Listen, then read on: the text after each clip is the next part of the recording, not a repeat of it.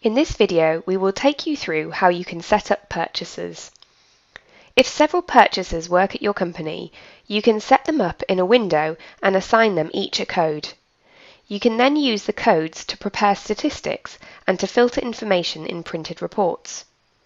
To set up purchasers, choose the search icon, enter Salespeople Purchasers, and then choose the related link.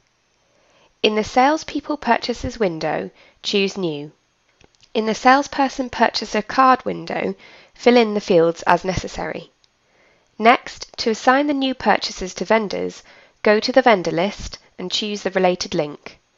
Open the relevant vendor card for the vendor that will be assigned to a purchaser. In the Purchaser Code field, select the applicable purchaser code and then close the window.